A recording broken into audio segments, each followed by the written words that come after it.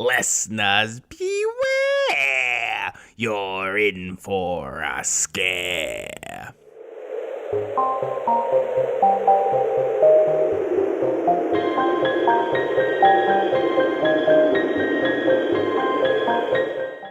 Howdy folks, welcome to Nightmare on Fear Street, an R.L. Stine podcast, and this week we have a shocking episode for you guys. I'm Zach.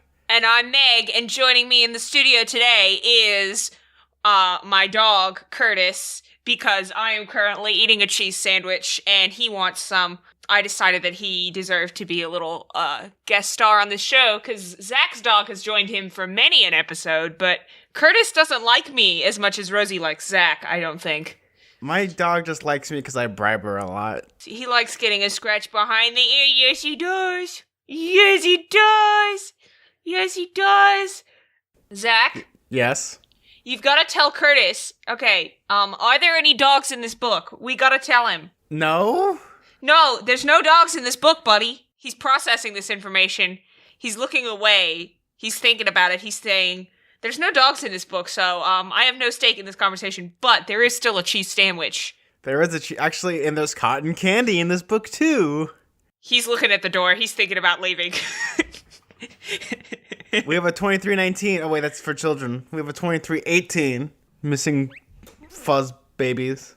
I'm going to hold the microphone up to him.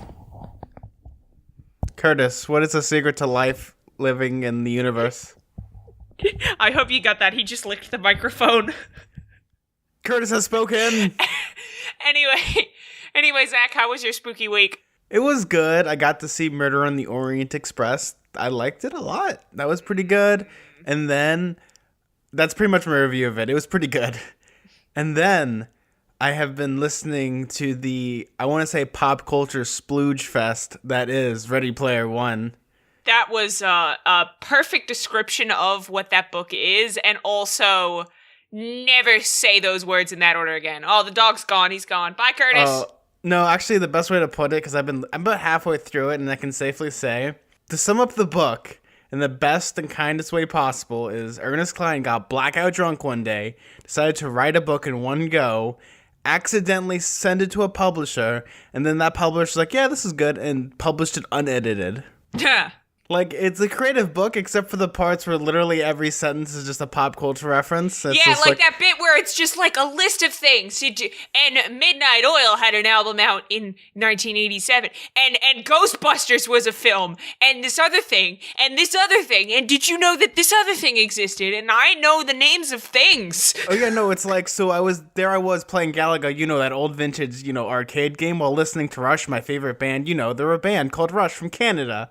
Well, looking at my Revenge of the Jedi, poster, because Return of the Jedi used to be called Revenge of the Jedi, as talking about Star Wars, Back to the Future, Star Wars, Iron Giant. Oh. Did I mention Star Wars? And yeah, it's kind of one of those books that I think is really creative, but it gets on my nerves really quickly. Luckily, I'm listening to it. Most of it is name dropping. Yeah, the entire book is just like hype train name dropping. How was your spooky week? Well, yesterday I went to the police station. They finally got me for my crimes. What was your crime, Meg? For loving humanity too much? Not being an Australian citizen. No, I just had to get my fingerprints taken because I am applying for Australian citizenship, and it's taken me forever. It's kind of a load of BS because I've lived here since I was 10, so I don't know. I've actually lived here longer than that. I've lived here for, most of my life. But I am not a citizen because both my parents are American and I wasn't born in this country. Seems like a whole load of BS that I have to apply for citizenship because I've been a permanent resident pretty much since I was born. So what you should do is you should start fighting everyone on your street. Just, throw down hands until you become an Australian citizen. I'm so used to saying American citizen. You throw down them hands. See, the funny thing is that if I ever get convicted of a crime with a jail sentence of 1 year or higher, I will be deported to America. That's what the law is here. If you're not an Australian citizen and you commit a crime in Australia that requires a 1 year or longer jail sentence, they just send you back. They just put you in like a little dinghy off the sea. Yeah, they put you in a bottle and they just push you out to the ocean and hope you end up back in your home country. Well, that explains all the bottles in Santa Monica. And Yeah. all the homeless people, too. Yeah, it's Australians who have done crimes. Come to think of it, that's like the most ironic thing, seeing how Australia was a penile colony. Yeah, where it's just reverse penal colonying. We don't want you anymore. You go back to your colonies, you filthy Yankees. Also, I have been working on some minifigures for my Dungeons and Dragons campaign that I do with my friends Sean and Jamie. Woo! I've made my character and Sean's character, and I am not very good at sculpting. I was using I don't have like sculpting tools, so I was making these very tiny little sculpty figurines with using just like the end of a hair clip to do all the sculpting. You know, the funny thing is I'm looking at, this is how narcissistic I am, Meg. Surprise, surprise. I went to a con once and I 3D scanned myself, and I have a 3D scanned version of myself. I've heard of that. Does it actually look like you? Yes, it does. It's quite stunning. Tweet a picture. Picture it didn't happen. Okay, I'll tweet a picture of it later. I just have to find it somewhere. But it looks really cool, and I'm going to send you it later. I don't know where it is. It's with my D&D stuff in my garage. So you're going to make a D&D character that's just you? Of course. It's obviously the handsome, charming, very smart, intelligent man that falls into a D&D universe.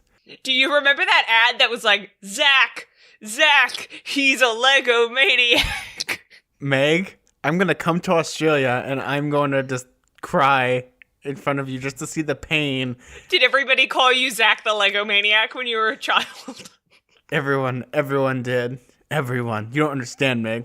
I have solidarity. I was just thinking that your D&D character could be Zack the Lego maniac, and that was the joke that I was going to make, but I feel absolute sympathy for you because I spent many years in my early years of high school just people coming up to me out of nowhere and being like, damn it, Meg, who let you in the house? Ha ha ha, insert Family Guy joke here. I know. Oh, yeah. And then that's like 100% of the reason why I hate Family Guy, because I found out that Meg was like the character that everybody hates. And I feel like I was being personally attacked by Seth MacFarlane. Personally attacked by... Oh, I mean, that's not the first time Seth MacFarlane's personally attacked somebody. Oh, shots fired. Anyway, you know what else I did this week? Did you go to a carnival? Yeah, I did. Zach, how'd you know? I kept seeing news articles about people dying in Australia this week. Yeah, so many people died at this carnival, and the guy that opened it is a bloody trash garbage idiot who won't close down the carnival. What are you talking about, Meg? He's put every penny into this park. He's never heard of insurance money before. We read the thrilling conclusion to the Fear Park saga. Yes, the last scream! The final scream! Wait, it's called the last scream? Is it? Yeah, I thought it was the final scream. Damn it, I thought it was the final scream too. I thought it was the final scream, but it's the last scream. So anyway, this you want to talk about this cover? Yeah, this cover is kind of weird. It's like a weird Dutch angle, and it looks like They're all so it's not really at a Dutch angle because like the people are just kind of leaning to the side. Or I'm just holding the book at a Dutch angle. I think that might be the reason. Tips and tricks. Okay. For anybody listening at home, every angle is a Dutch angle if you watch the movie with your head tilted 30 degrees to the side. It's very artistic, very artsy. Extremely artsy. So in like the middle of the frame, there is like a guy in like a black t-shirt holding on to a girl. And it kind of looks like, I think they're coming out of like a tunnel of love, or like one of them. Yeah, and he looks like he's holding on really tight to her, but she doesn't look that scared at all. She's just kind of going, oh, this is happening. The weird thing though is like he has like the little like Elvis like lip thing going on. He does. It's really, really distracting. But yeah, it looks like they're coming out of like an old like pretzel type of maze. One of those like Tilt-a-Whirl Ferris wheel. Yeah, Tilt-a-Whirl in the background, and they appear to be coming out of either a ghost train or a tunnel of love type ride. Kinda. Like, this is, out of all of them, I think is the most subtle out of all of them, even though I like it the most. The model is the worst actor out of all of them because and the other ones, she had emotions on her face. And this one's just kind of going, or it may be that just this is a bad quality scan and the subtlety of her facial expression does not translate very well. Or maybe it's kind of like, could you not? Yeah, it's like, no. Is that guy supposed to be Robin? I think it's supposed to be Robin Fear, and if that is... Because that is not what I imagine Robin looking like at all. I think of him as like a low-key, like edgy edgelord type of kid. I just imagine him being like, you know the movie Jennifer's Body? Yes. You know the emo guy from Jennifer's Body? Yeah. That gets killed? I imagine Robin Fear looking like that. I kind of think of him like the person who has like the weird haircut. It's like parted on the sides, and it's almost like a bowl haircut. Oh no. Yes, but he would have that haircut. He would have that haircut though, yeah. Because that is the haircut that all evil people have. If the movie Willard and American Horror Story Season 4 and the anime Monster have taught us anything, it's that the middle part bowl cut is the evil haircut. It's like he just hasn't changed his like 30s outlook in life. I could see him being just like a younger Crispin Glover from the movie Willard with that. That or like a more edgier version of Mandark from Dexter. I don't know how edgy you could make Mandark because he's one of the dorkiest characters ever. I'm pretty sure if they remade Dexter's Laboratory now, they could find a way, Meg. They can find a way. Not if they still had Eddie Deason doing the voice, though, because there's no way that you could make Eddie Deason edgy. Stand back, everyone. I'm gonna go listen to some Dashboard Confessional and some Black Star. Mandark. It's closing time for Deidre. What, do they close at 11, right? Yeah. Yeah, they're open until late on Thursdays. Yeah. You want to read the back, Meg? Yeah. Final revenge. Robin Fear has waited decades for this moment. This evil plan is in place, and Deidre Bradley, her father, and Fear Park will be destroyed. Nothing can stop Robin now, except one person who's been watching, finding out Robin's secrets, and waiting for revenge. And the thrilling final installment to Fear Park by R.L. Stein. Oh my god, this book was a letdown. Yeah. But I gotta say, I liked the beginning a lot. Like, oh, of this book? It grabbed me. I felt like, okay, I think the beginning and like the ending are like the strongest parts of this book, but the middle literally is the same 4 tropes all in one. Hey guys, is it really him? Is that really the person? Yeah.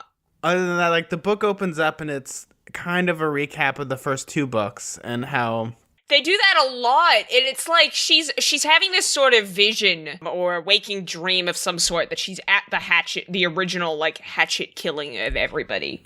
And Robin Fear is there, and she's like, Robin, get out of there! But he doesn't do anything, and she's like, what does this mean? And she comes out of a trance, and she's so stressed out, she's gonna go get a koosh bowl. You guys remember koosh bowls? No, I don't. I do. I used to have like 50 of them. Are those like the squishy ones? They're like the squishy ones that have like that plastic tendrils coming off of them, and you squish them and they're like plastic but they're furry. Yeah, I didn't have those. I had like the best way to describe it is like the little person like you squeezed it and its eyes and ears popped out. Oh yeah, those guys. But I had a koosh bowl. She's thinking about, oh no, these deaths, they will continue because the curse is real. Yeah, even though she's seen firsthand like people getting like sucked inside out. Yeah, so many people have died, and the father is just like, we have put too much energy and time and money into this Fear Park. Even though, okay, the problem though with Deidre though is she keeps saying I kind of believe that there's a curse going on. You physically have seen people like poltergeist, like inside out. I implode. know. And even if you don't believe in curses, at the very least, you gotta believe that there is some sicko out there who doesn't want the park to be built. Yeah, and they don't even question that. There is, honestly. And he's called Robin Fear. Like, after, like, the first 2 deaths, I'd be like, yeah, something's fishy. After the first 6 deaths, I'd be like, yeah, maybe something's up. Yeah. 2 is a coincidence, 4 is a pattern. That's what I've always said about everything. Surprisingly, the city of, like, Shady Side is like, hey, you should, like, close down this park. People keep mad dying here. Yeah, but the dad's always like, nah, but it's good. Nah, we'll fix it. We'll fix it. It'll be fine. It'll be fine, guys. It'll be fine, I promise. Like, okay, we'll just be down for a couple days. You know, we have to, like, scrape out the concrete from the corpses, and I am just imagining, like, you know when you go to, like, an amusement park and they'll have a sign out the front that's like, the following rides are decommissioned today for maintenance. And it's like, and they'll have like, you know, you go to like Wet n Wild or something and it's like, the tornado slide is out of order today or whatever. I'm just imagining you go to Fear Park and the sign is like, the Ferris wheel is full of dead bodies today. No, it's not even that. It's like right next, like, they have like, you know how at, amusement parks and stuff, they have like wait times. They just have, instead of the wait time, it's how many people have died on the ride. This park has gone 0 days without a death. No, it's like, we've almost reached it. Someone's died. Okay, guys, get the slate. Yeah, it's just... Oh my god. This is one of those books that's... I don't particularly hate it, but it's like, the thinking of the people in this amusement park are stupid. The management's stupid. All the kids that work at this park are stupid. Robin's really stupid. Like, no one's really smart. Everyone's just dumb. Robin, buddy, listen to me. Just kill Mr. Bradley. He's the only one who wants this park. He is literally the only one who wants it. If you get rid of him, you don't have a problem anymore. You know, this thought just came to me. Why didn't he just kill Mr. Bradley the second, like, we're gonna build this park? Yes, because I guess because he's like evil and he wants to kill lots of innocent people, I guess. Instead of just like taking a gun and going into their house and shooting Deidre and Mr. Bradley. Yeah, just like shoot him, just kill him. And then you could blame it on like some random homeless person that just so happened to be in town that day. Speaking of people who are idiots, Deidre tries to talk to her dad and he comes out of the bathroom and he's been shaving and he like motions to his neck like he's choking. And she goes, her reaction is not to like do the Heimlich or pound on his back to help him or just immediately go to the phone. She looks at him and she says, what should I do, Dad? Should I call 911? He can't talk! He's choking! Yeah, no, and then the most disgusting thing happens. He spits out a worm. Oh, I love this. I love this. It's kind of like, the best way to picture it is like Harry Potter and the Chamber of Secrets when Ron gets like cursed. Oh, yeah, with the slugs! Yes! And he's like just spitting out slugs. Yes! It's exactly like that scene, but... It's just like that, except he's dying. The problem, though, is I think these are, like, huge-ass bugs that are coming out of his mouth. What I'm imagining are those, like, giant worms they have in Africa. Those real thick worms. I thought of, like, a smaller version of the worms in Peter Jackson's King Kong. The ones that eat Andy Serkis. Ew. I hate those guys. Yeah, I'm just imagining, like, a big normal worm, though.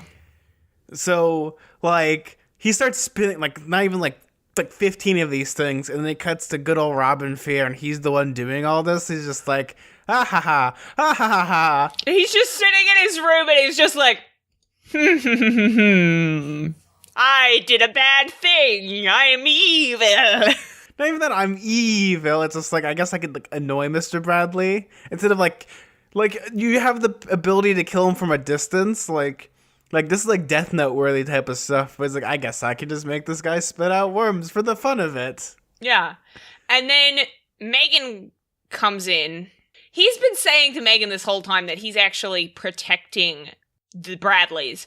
I don't know what Megan thinks is going on, but she's got to be like, every time Robin goes into the study and says the chant over the scrying bowl and the smoke comes out, every time that happens, somebody dies. It's almost as if he is the one killing people. Or at the very least, if he is trying to protect the Bradleys, he's doing a really terrible job of it.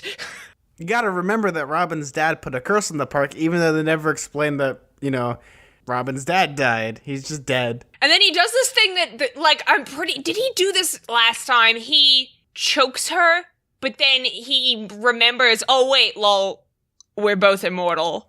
Well, no, because she stabs him the first time in the second yeah, that's book. right. Oh yeah, that's right. I'm like getting that mixed up. But last book, she stabs him, and he's like, "Haha, you fool! I'm immortal. Did you forget?" And then this time, he does exactly what she did. He tries strangling her, and then he's like, "Oh wait, we're immortal." Oh yeah, and then like she slaps his face off. Why is everyone in this book an idiot? just imagine like if they ever got into the fights and stuff, just them like trying to murder the shit out of each other.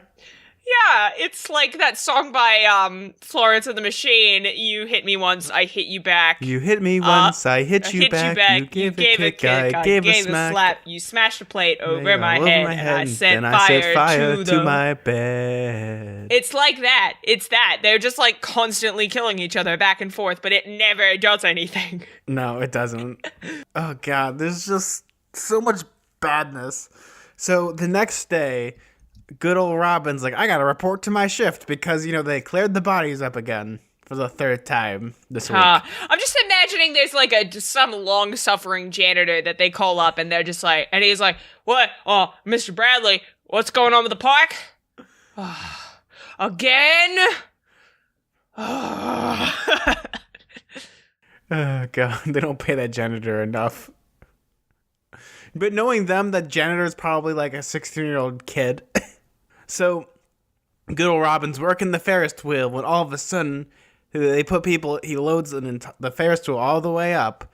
When all of a sudden, oh no, the lever's jammed and everyone's going like super duper fast. That trope that's in like every movie that has a scene that's at Ferris wheel, there's always like, oh no, the lever's stuck, it's going so fast. Oh no, I can't do anything about it. If only my little boy non-evil arms could do something about it.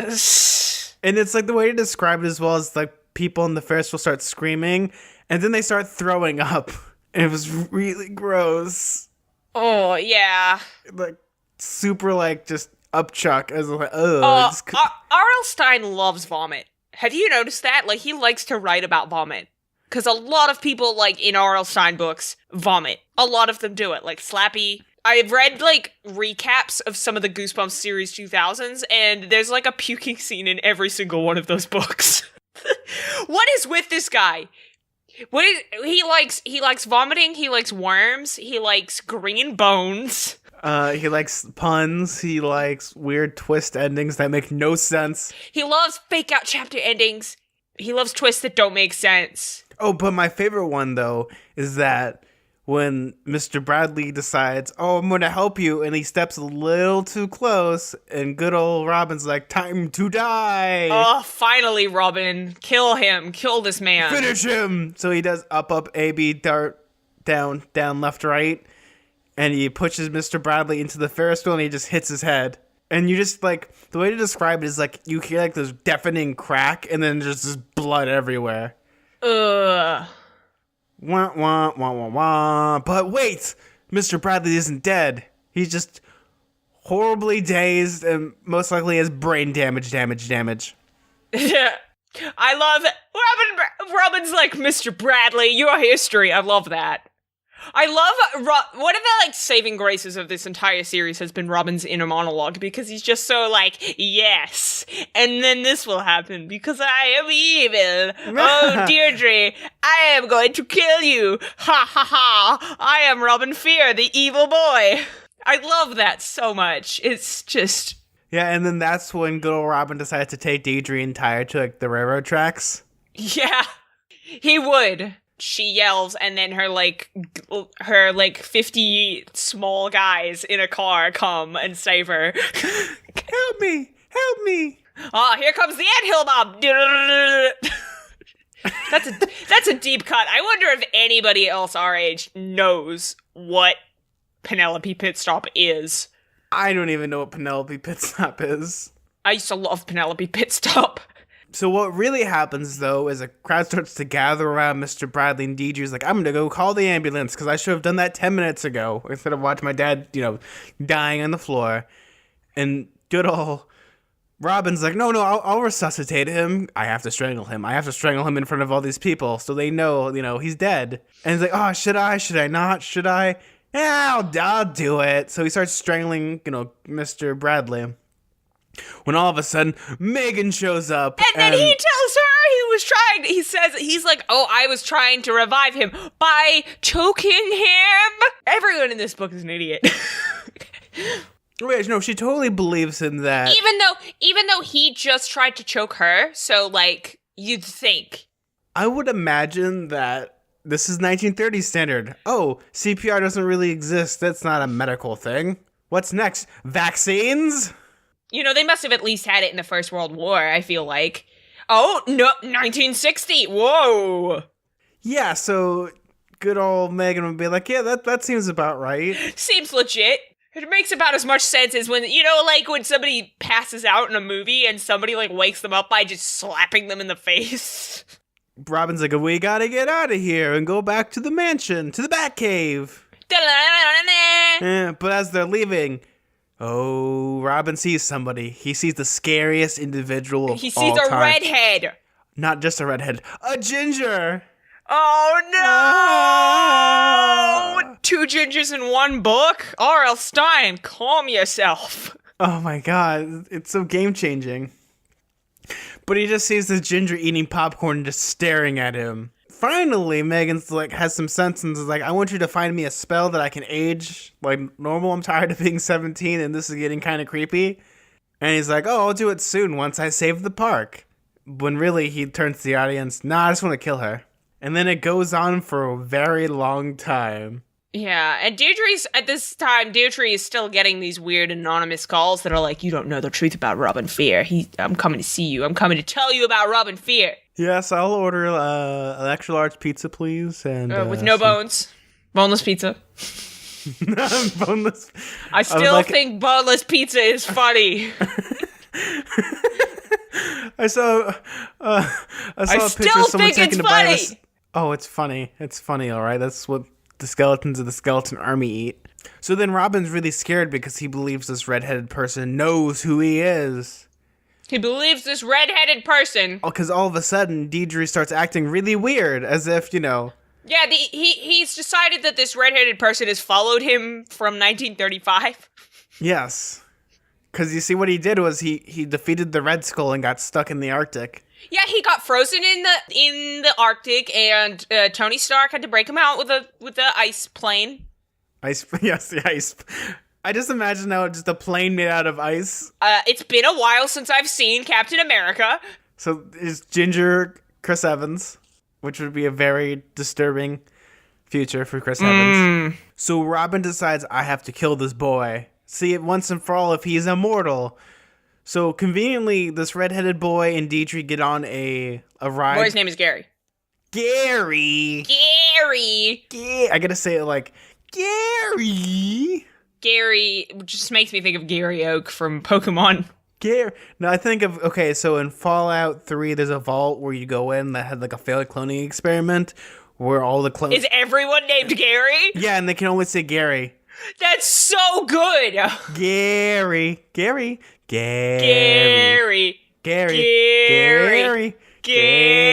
Okay, we gotta stop now before we lose all of our listeners. Oh, we lost them a long time ago. We lost them as soon as the dog went out the door, honestly.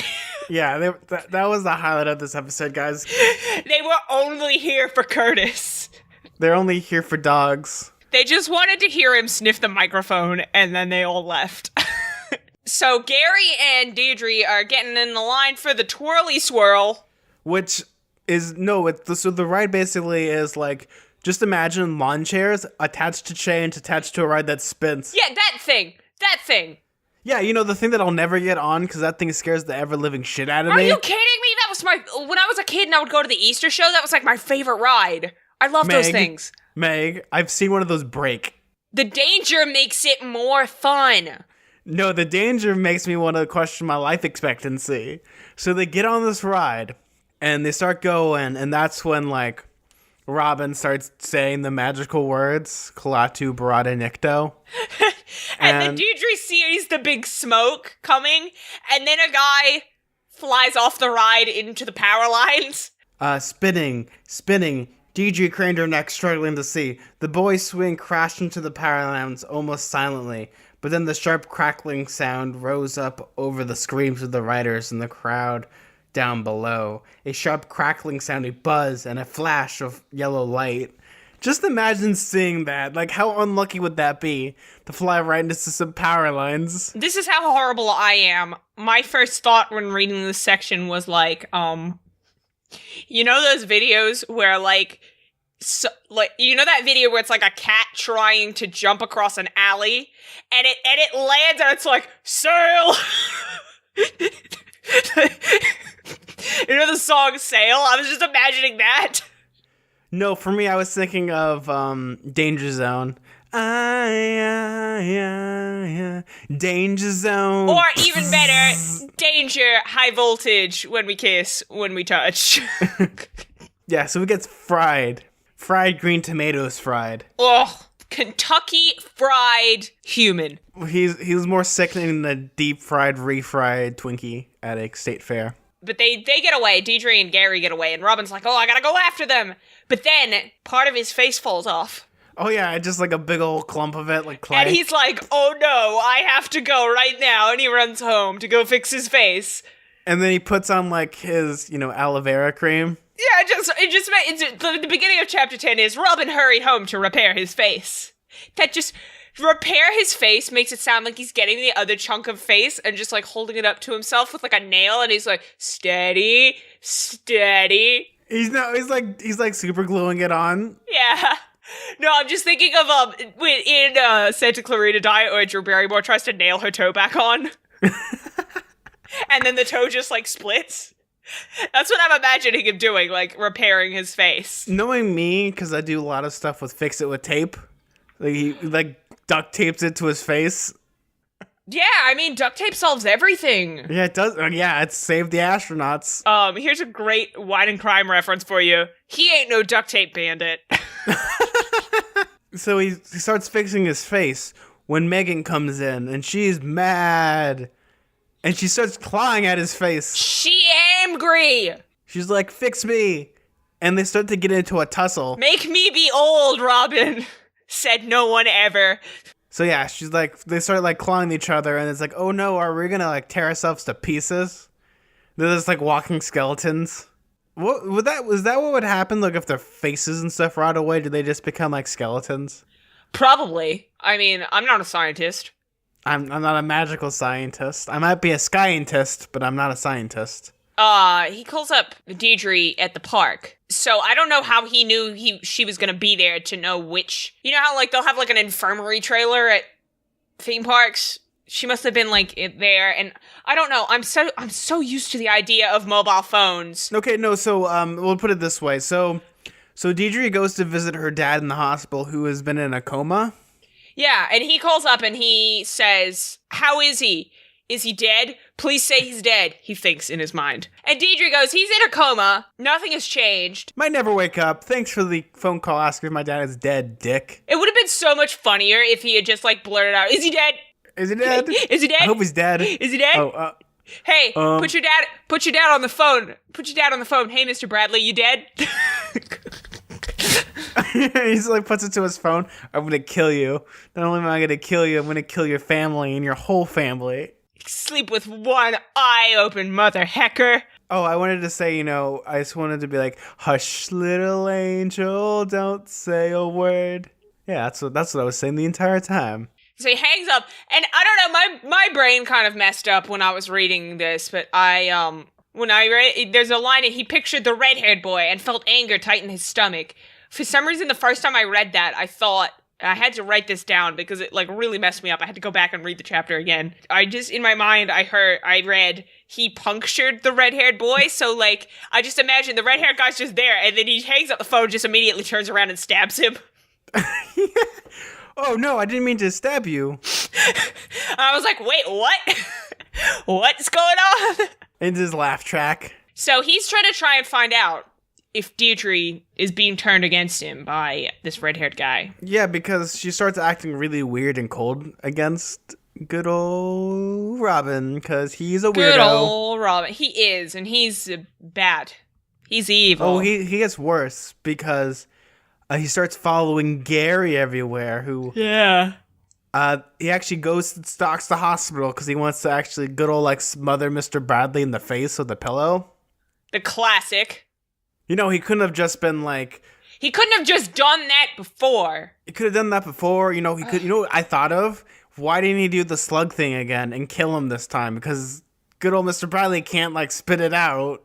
If he's in a coma. Yeah, you're right. You know... Or, like, if he can make him cough up slugs, why doesn't he, like, make him have, like, needles in his... Or implode his brain so he can never wake up again and just be brain dead? Or, like, possess a nurse so she accidentally gives him too much morphine or whatever he needs to die? Yeah, the possibilities are endless, Robin. You're not thinking with the whole of your brain. He's not, because he's an idiot. I think when you become immortal, you lose IQ points. Maybe. As we all know, he's chosen the age of 17 to be stuck at, and 17-year-olds are idiots. Your brain doesn't fully deform until, like, 25, 26. Yeah, your brain doesn't stop growing until you're 25, so you're not a full adult with full adult brain. Yeah, so he's an idiot. So, yeah, the Sixers really messed him up as a teenager. So then Robin follows Gary to the hospital, and that's when he sees that there's construction being done to the parking lot.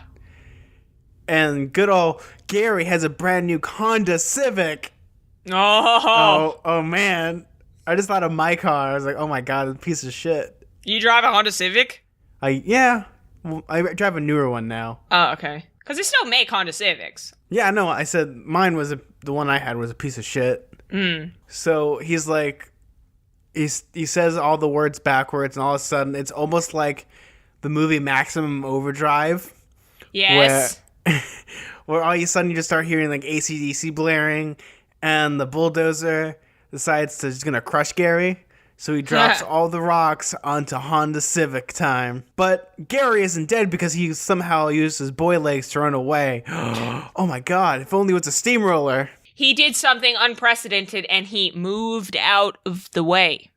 Yeah, because it's not like you could see that coming, but it was like, oh, geez, my car. Robin's reaction after that is he goes, I'll glue his skin to the car so that it cannot be removed. Him and his car can stick together for the rest of his life. I love that. You know how hardcore that would be? That's so petty. That's such a petty way to kill somebody. Well, you gotta realize, Robin's the pettiest person in the world. He is! He's so petty, and that's why I like he's an idiot, just like everyone in this book is an idiot, but Robin is so entertaining. Let's say like a little girl accidentally like pushed into him and she had a teddy bear, like screw this, and then like he forms a teddy bear and her together. Be like type of stuff that would happen. Like he'd be so petty.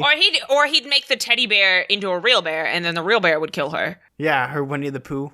It's kind of like the equivalent of like the Twilight Zone episode / movie episode with the kid that turns like he has the powers of God. The cornfield kid. Yeah. I love the cornfield kid. Yeah, except the cornfield kid would kick Robin's ass. He would. Any kid would kick Robin's ass. Robin is a wiener. He turns into a wiener. He's a wiener. It also turns out that Mr. Bradley doesn't wanted to close the park down because if they did, Deidre and Mr. Bradley would be on the street, homeless. 2 people losing all their money versus like 20 people dying. Which one is the more preferable outcome, Zach? Well, I guess you could put a price on happiness because Deidre keeps the park open. Oh, God.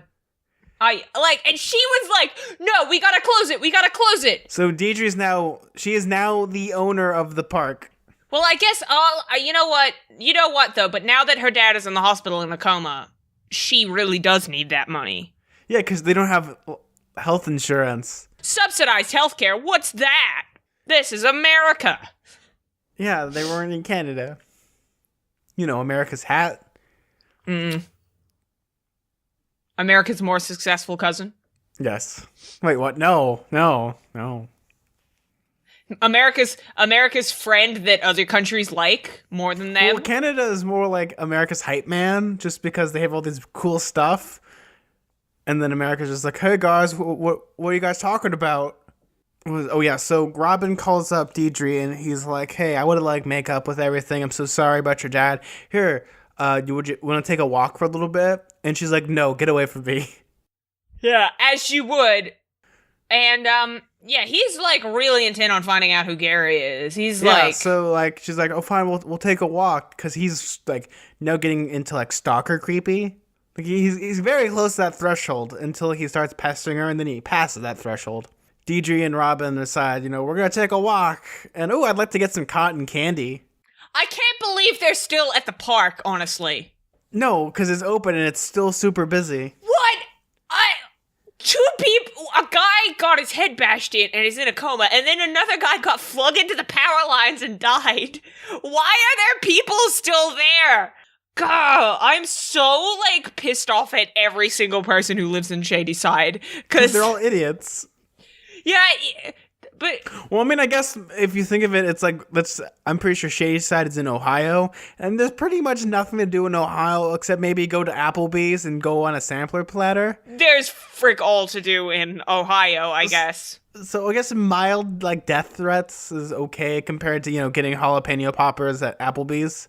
I've never been to Applebee's in my life. What is it? I know it's a restaurant, but, like, why do people pay on it so much? Is it, like, a really bad restaurant?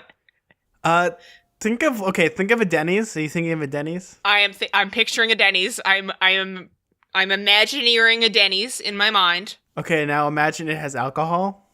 Okay, and now imagine that it serves really subpar food. Already so Denny's, but with alcohol. Yes. Now imagine every middle American person that loves sports is constantly in this low-grade Denny's that has alcohol. Oh, God. That loves sports. Oh, no. They love sports. Okay, and then imagine that the food's overpriced and you get terrible diarrhea every time you eat there. Oh, Jesus. There you go. That's an Applebee's. America's grill and bar. Pretty much sounds like any given family pub and sports bar that I've ever been to in Australia. That must be like a cultural niche that needs to be filled. It's just like a shitty place where people who really like sports go to drink and eat terrible overpriced food. But Applebee's is like the armpit of the food industry. Oh my God, it's like I love that. Actually, the best way to put it is think of it as the Walmart of the food industry. I get you. So Deidre uses her power to get some free cotton candy. And she starts eating the cotton candy, and all of a sudden, it's almost like the Blob where it starts attacking her face. It's like a face hugger. I thought that was kind of funny. I was just thinking of like Killer Clowns from Outer Space. Oh yeah, with the cotton candy cocoons. Yeah, the cotton candy cocoons. God, I love that movie. I love Killer Clowns from Outer Space. So they're like, oh no, and she's like, I can't breathe. All the sugar rush. When good old Robin's like, again, probably like twiggling like his mustache and holding his hands. And like, yes, finally she'll suffocate. No one can help her. The only weakness is water. Ha ha. And Gary pours water on her, and Robin's over there being like, curses. Curses! And then he runs home to go and find a spell that will eliminate Gary. He discovers, Zack, do you know the secret of how to kill someone who's immortal? Let me think. So what you do is, Gary had split his soul into 7 pieces and put them into like 7 ordinary objects. And one of them is a boy. And one of them accidentally is Robin? Yeah, one of them is Robin himself, and that's the twist. Yeah, that's the twist. No. An immortal, and I'll tell you, Zack. I'll tell you, Zack. An immortal. Is that the right one, right? That's the right one. No, it's not. Oh, it's not. Okay. An immortal can only be killed by the dead, and the dead person must be someone the immortal knew. What type of convoluted bullshit is that? What does that even mean? Okay, so what if it's someone that you kind of, like, you've seen at a distance, like, I kind of know the guy, but not really, like... What if it's, like, the guy from the Starbucks who knows your drink order and has seen you, like, every day for the past year? What if it's that guy? You don't really know him, but you do a little bit? What if it's, like, your primary school PE teacher or something? You don't really know him, but you do a little bit. What if you saw the guy on TV? Like, oh, I kind of know that guy. But I guess I guess they have to really know them, like actually talk to them and have sleepovers and get like mani-pedis together. Yeah, you gotta be like on the level where you'd have like real D&Ms with them. Yeah, you need to have like that cross-country road trip, the journey beats the destination type of thing. And then at the end you find out that the real magic was the friends you made along the way. Yeah, and then that's when you drive your car off the Grand Canyon. Yeah. You gotta really it's gotta be somebody that you killed like really Thelma and Louising it. Okay, so Robin comes to the insane conclusion that what he's gotta do is bring back all of the kids who died in the hatchet thing. Yeah, to kill Gary. And he's gonna send them all to kill Gary, I guess. Because statistically, one of them must have known Gary. Even though he can't remember who Gary is. Yeah, he can't even prove who Gary is. He just assumes. Oh yeah, he just assumes, all this is just... What if Gary is just the only guy in Shady Side who, is able to put the pieces together and be like, wait, so this guy is called Robin Fear, and this other guy is called Robin Fear, and the park is cursed. What if it's the same guy? Or he's the person that, he did nothing but play D&D and watch Goonies all of his life? Yeah, he knows. He knows. So Robin, we forgot the biggest part. So it turns out we now know who Gary is. It's actually Deidre's long-lost boyfriend. Oh yeah, they used to date. That's right. Yeah, they used to date, but then they took a year off. Yeah, I thought we mentioned that, yeah. No, we didn't. So yeah, that's the reason, and that she didn't want to tell, Robin that she's breaking up with him. That's why she was acting super shady. Shady Side. Even though I think that's even a scummier thing to do than just being like, hey, you're kind of creepy. Leave me alone, please. Why didn't she just break up with him? I mean, granted, he would kill her. Yeah, but it's still kind of like two wrongs don't make a right type of thing. That's very true. I mean, I guess then you could have that. You could just add that Robin would be like, oh man, nice guys finish last. Yeah, tips his fedora and goes to complain about, this Chad named Gary. Yeah, yeah, that's probably...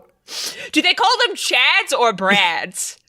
That doesn't really matter. He's just going to watch My Little Pony and play Overwatch all night until he cries. Yeah, go on the incel Reddit and complain. Hashtag not all men. Yeah, and so then, Megan and Robin have a big fight in their skeletons. Yeah, because then that's the skeleton part, because then Robin's like, ring, ring, ring. Hey, I know that we're just friends now. Just friends. To Deirdre. To Deirdre, yeah. Just friends, yeah. I still have Megan, even though, Yeah, why? I don't understand. Why has he kept... he keeps Megan young forever, for 80 years, right? And then he just goes off with Deirdre. What's the point of... How does Megan feel about that? I don't know. We'll find out very soon. So, they get to the big old stage. Good old Deirdre, Gary, Megan, because Gary's like, I'm going to kill Megan off too. It's it's going to be a good thing. He's just going to kill everybody. He's just going to kill everyone. And then that's when, to get to the show, the lights go down, and all the music starts playing, the good old 30s music. Yeah. And then that's when they see all the people on the stage, and they're not actors. They're zombies. They're dead people. Deirdre could see every detail of their decaying faces. She could see the rotting green skin, the dark, empty sockets that once held eyes. She could see the worms curling out of the open nostrils, the swarms of bugs crawling from the holes where the ears had been, the matted hair, the gaping rips and holes in the scalp where gray bone poked through. Then the smell, the foul, putrid, sour smell, the smell of dead, rotting meat, of insects and decay. Oh, chills. Chills and thrills. Chills and thrills. Good old Jovial Bob. Just imagine seeing that on the big screen. Yeah, they remind me of, in Creepshow, the one where it's the dead guy comes back to get revenge. Yeah, the birthday cake one. Where's my cake? And that one, really disgusting shot of him coming up out of the ground. Oh, yeah. I'm imagining that. Yeah, because the guy, wasn't it the guy was pissing on his grave? Where's my cake? Even though I don't think of Creepshow because of that. I think of Creepshow because of Stephen King and that. Oh yeah, his amazing acting as the guy in The guy turns into a plant man. yeah, the plant. He gets like grass growing all over him. Yeah, and then he shoots himself in the face. And he was trying to be like Jerry Lewis. Honestly, that zombie from the birthday skit in Creepshow is one of the grossest and coolest looking zombies I've ever seen in anything.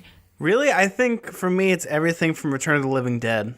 Oh yeah, no, those are great, but they're like a little bit more cartoony than he is. God, I know what he looks like. Because they're kind of, yeah, like, I've always thought of them as being more cartoony. Like, I love them, though. They're great, but they're kind of, like, Muppety to me. They're Muppety? But that's what the appeal is, honestly. They're Muppety. Especially the Tar Man. He's way Muppety. Don't you I'm reckon? just, like, imagine, like, the Tar Man, he's doing, like, the Muppet run. He's going, yay! Yeah. He is my son. The Tar Man is so excellent.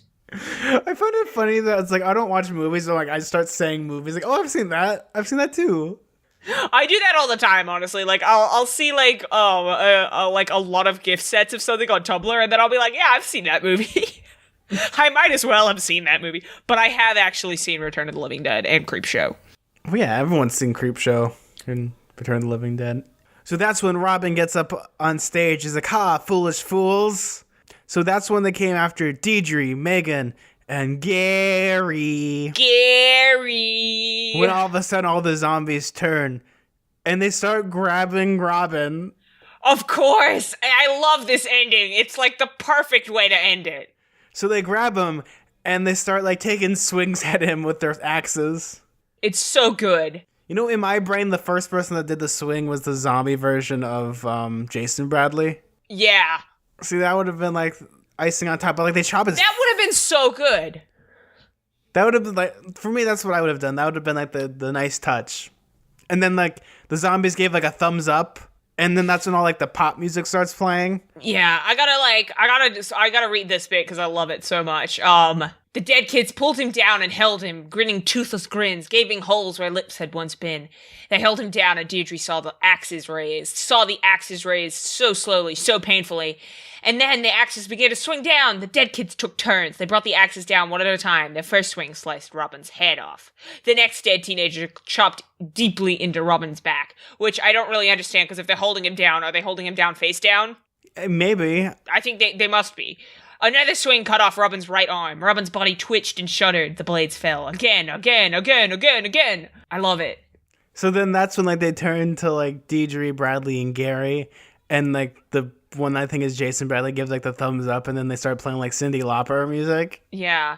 And then it turns out that Megan was the one who was trying to warn Deirdre. Yeah, because she realized that, hey, wait a second, that's not CPR. Yeah. And she was really... I mean, good on him. Like, Megan did a very convincing job of pretending to be dumb, because I believed it. I don't think she was acting like she was dumb. It's just that Robin was so narcissistic that he thought that he had fooled her so completely.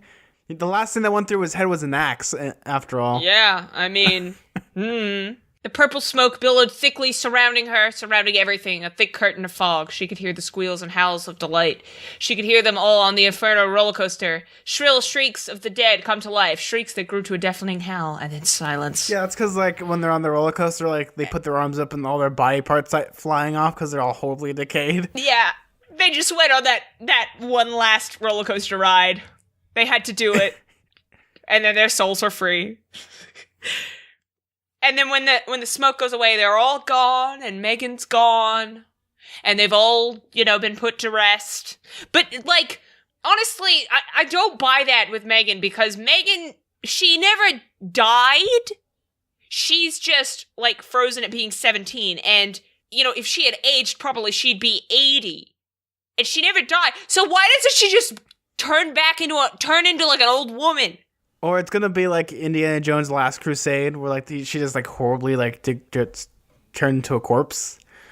Yeah, but like she would have still been alive because human beings can live to be 80, Zach. I don't know if you know that. Yeah, but I mean like rapid aging. Yeah, but like I don't quite okay. So you know what I think would have been funnier if it's gonna be like they have like the spin-off book where it's like I'm trying to figure out how to grow old. I can't die. It's like 13 going on 30, except like Captain Jack Harkness. She just becomes a gigantic head. I'm just imagining, like, you know the movie 13 going on 30? Yes, the movie that my sister made me watch 1,000 times. 17 going on 80. 17. I am old, you whippersnappers. Oh no! No, she's been a teenager for so long, she has to learn how to be an old lady. Now stand back while I listen to the Michael Jacksons. Oh wait, I don't like that. No, it's like she becomes an old woman, and then like somebody's like, oh, we gotta help you adjust, and they just take her out to the store and they buy her like a big bag of those butterscotch candies, you know the ones I mean. Yes, no, not those candies. It's the ones like the strawberry candies that in the wrappers like strawberries. I don't know if we have those here, but definitely like butterscotch is the old woman candy. And she's gotta like get hip with the old lingo again.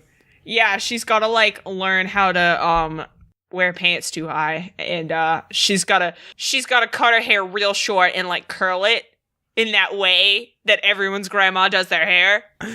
And it turns out she had to assume a new name, so she took the name Betty White because she can never. Now she's 80. She goes, oh my God! Plot twist. So it ends with It ends on an happy ending. It ends with her like thinking that she can hear the delightful cries of all of the children's souls that have been put to rest in the echo of the calliope music in the carousel, and that's the ending of the thrilling Fear Park saga. Fear Park is fine and all and everything, although like no, it was okay. So you know the like 90s epilogue, like Fear Park was closed down because all the families that of all the people that have died had sued the shit out of the park. Yeah, all of the families would like sue the shit out of Mr. Bradley. Yeah, and they never say if he's, you know, good old Deidre just knows that he's gonna be alive. It comes out alive, and he just has terrible brain damage now. Yeah, he's like in a wheelchair for the rest of his life, and he has no money because he's been sued all by everybody in the entire town because he was an idiot and he kept this park open. Like, this is just a horrific ending. Honestly, if anybody of this whole series deserved to be punished, it was Mr. Bradley. Yeah, he's just like in a wheelchair the entire time, and God, this is like a dark ending. Yeah, this is what you get. Once again, he's hoisted by his own petard. He was like, no, this park is safe, and then the park smashed his head. So Meg, what were your final impressions of this book? I liked this one better than the Middleist Scream. The Middleist Scream, yeah.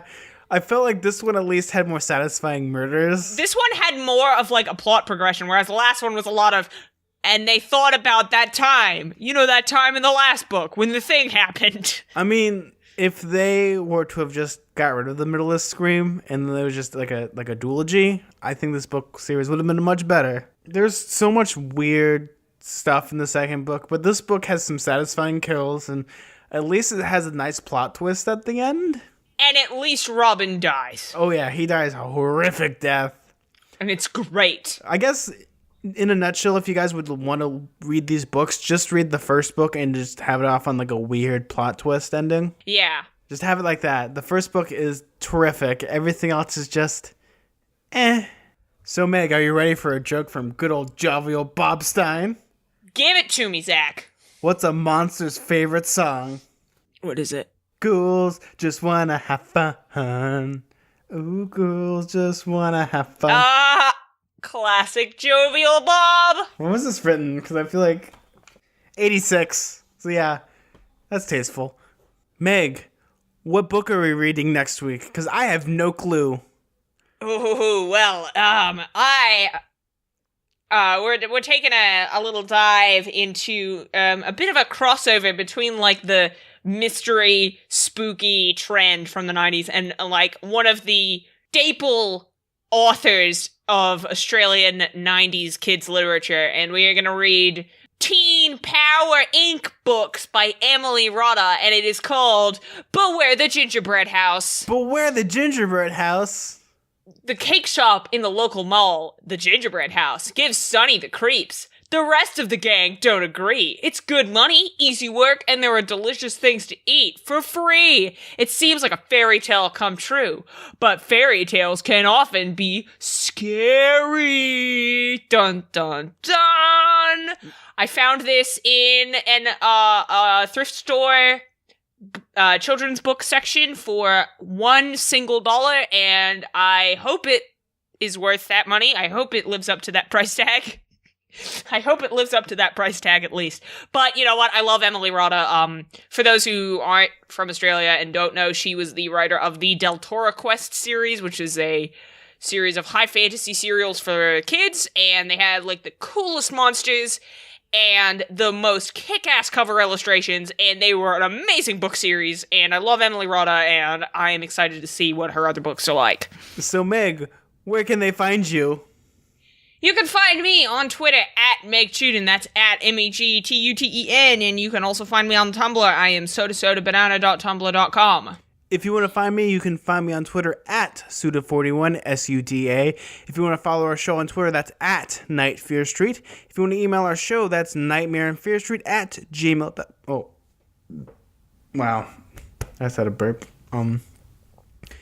If you want to email our show, you can email us at nightmareandfearstreet at gmail.com. Or if you want to follow our spooky Patreon, where we have exclusive content, sneak peeks, and we might even have some zombie stuff, you can find us at nightmareandfearstreet/patreon.com. Well. And you can also find my Redbubble store where I have Nightmare on Fear Street merchandise. You can go to redbubble.com/people/Megan Tuden. That's MEGHANTUTEN. Yes, and all that stuff is radical.